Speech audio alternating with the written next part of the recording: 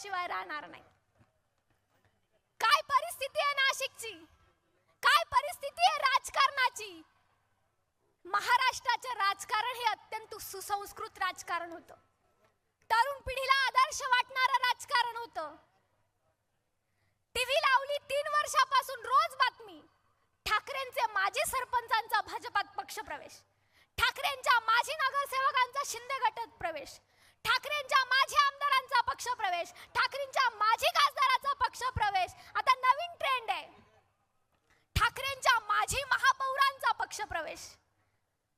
अहो शिंदे साहेब, अहो फडणवीस साहेब 3 वर्षापासून रोज पक्ष फोडतात, पण अजून ठाकरेंचा पक्षच संपत नाही. पहिले जाहिरात यायची, पूर्वी जाहिरात यायची, हे दीवार तुटता क्यों नाहीये. अमित शाह साहेब फडणवीसांना फोन करत असतील, अरे भाई उद्धव साहब का पक्ष खत्म क्यों नहीं होता. साहेब तलवारीच्या जीवावर राज्य मिळतं, पण राज्य टिकवायचं असेल तर ते निष्ठेच्या जीवावर टिकतं. जोपर्यंत ठाकरेंसोबत निष्ठेने उभं राहणारा मतदार आहे तोपर्यंत तुम्ही कितीही चिन्ह चोरा, पक्ष चोरा, खुर्च्या चोरा, ठाकरे ब्रँड अबाधितच राहील. 3 वर्षापासून रोज माणसं चोरतात, रोज. म्हणजे उद्धव साहेब स्वतःचा शिवसेना उद्धव बाळासाहेब ठाकरे पक्ष तर सांभाळतातच, पण 2 वर्षापासून यांना माणसं देऊन देऊन देऊन भारतीय जनता पक्ष आणि शिंदे गटही उद्धव साहेबच सांभाळतात की काय असा प्रश्न महाराष्ट्राला पडलाय. पण शिंदे साहेब, फडणवीस साहेब, उद्धव साहेब तुम्हाला माणसं पुरवू शकतात, तर उद्धव साहेबांची आणि सन्माननीय राज साहेबांची माणसं तुम्हाला पुरून उरूही शकतात. हे तुम्हाला येत्या महानगरपालिकेच्या निवडणुकीत दिसेल. तुम्ही आयारामांना आणि गयारामांना सांभाळा. उद्धव साहेबांची, राज साहेबांची माणसं ठाकरेची नाशिकची महानगरपालिका सांभाळतील. काय निवडणुकीचं चित्र आहे. 70-80 लोक बिनविरोध निवडून येतात. महाराष्ट्राचे मुख्यमंत्री धुळ्याला येतात आणि धुळ्यात म्हणतात आमचे नगरसेवक बिनविरोध निवडून आले तर तुम्हाला काय मिरची लागते, तुमको मिरची लगे तो मैं क्या करूं. अहो फडणवीस साहेब, फक्त मिरची लागण्यापुरता हा विषय नाही. हिम्मत असेल तर बाळासाहेब सरोदेंच्या घरी जा, मनसेच्या, आणि त्यांच्या पत्नीला आणि त्यांच्या मुलीला विचारा तुमचे वडील गेले, तुमचा पती दुर्दैवाने निधन झालं तर मी काय करू. आहे तुमच्यात हिम्मत. बिनविरोधी पुरता ही निवडणूक राहिली नाही. निवडणुकीनं अत्यंत खालचा दर्जा गाठला. या महाराष्ट्रामध्ये 1 लाखाचं कर्ज झालं म्हणून चंद्रपूरचा शेतकरी किडनी विकतो. या महाराष्ट्रात गव्हर्नमेंट 1.5 कोटीचे कॉन्ट्रॅक्टचं बिल थकवतं म्हणून इथला तरुण मित्र आमचा आत्महत्या करतो. आणि आम्ही ऐकलं बिनविरोध निवडून येण्यासाठी 5-5, 10-10 कोटी दिले जातात. ते 5-5, 10-10 कोटी बिनविरोध निवडून येण्यासाठी जे देतायत ना ते आमच्या टॅक्स पेयरचा पैसा आहे. आणि आमच्या टॅक्स पेयरच्या पैशातनं जर आमच्या मतदानाचा हक्क हिसकावून घेणार असाल तर महाराष्ट्राची जनता तुम्हाला कदापि माफ करणार नाही, कदापि माफ करणार नाही. आमच्याच पैशातनं आमच्याच मतदानाचा हक्क तुम्ही हिरावून घेतात. ही कुठली राजकारणाची पातळी आहे. महाराष्ट्राच्या इतिहासात इतकी गलिच्छ राजकारणाची पातळी कधीच गाठली नव्हती. आमच्यासारख्या तरुणांना राजकारणात द्यायची आता भीती वाटावी इथेपर्यंत खालचा दर्जा तुम्ही राजकारणाचा गाठला.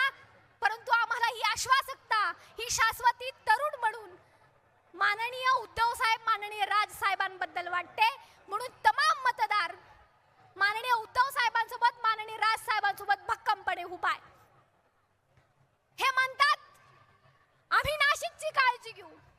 अहो फडणवीस साहेब, ज्या शहराला तुम्ही दत्तक घेतलं त्या दत्तक शहराला 3 वर्षात तुम्हाला पालकमंत्री देता आला नाही आणि तुम्ही म्हणतात नाशिकची काळजी आम्ही घेऊ. अहो फडणवीस साहेब, तुम्हाला तपोवनातले वृक्ष सांभाळता आले नाही, त्यांची काळजी घेता आली नाही, तर तुम्ही माणसांची काळजी काय घेणार. प्रभू राम तुम्हाला कळत नाही, हिंदुत्व तुम्हाला कळत नाही. त्या तपोवनामध्ये प्रभू रामानं वनवासाच्या काळात राहिले होते. तिथले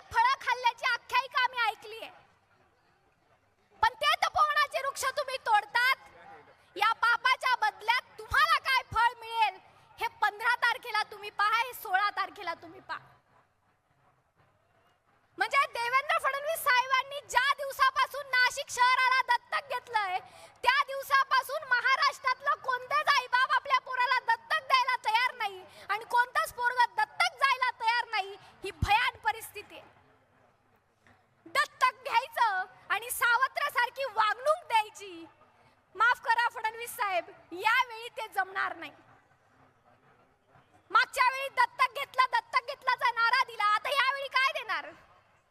यावेळी जनता नारा देते की तुम्ही आमच्याशी सावत्रासारखेच वागलात आणि यावेळी मतदार सुद्धा तुमच्याशी सावत्रासारखाच वागेल. ही काळ्या दगडावरची रेष आहे. यांनी हिंदुत्व सोडलं, त्यांनी हिंदुत्व सोडलं, ठाकरे काँग्रेस सोबत गेले, यांनी हिंदुत्व सोडलं. तुम्हाला महाराष्ट्राची खुर्ची पाहिजे म्हणून तुम्ही एकत्र आलात, तुम्हाला नगर परिषदेची खुर्ची पाहिजे तुम्ही वेगळे झालात, तुम्हाला आता पुन्हा महानगरपालिकेची खुर्ची पाहिजे मुंबईत एकत्र आलात, नाशिक मध्ये वेगळे झालात. आज तर ऐकलं एमआयएम सोबत युती केली, कुठे एमआयएम सोबत, कुठे काँग्रेस सोबत, आणि तुम्ही म्हणतात ठाकरेंनी हिंदुत्व सोडलं.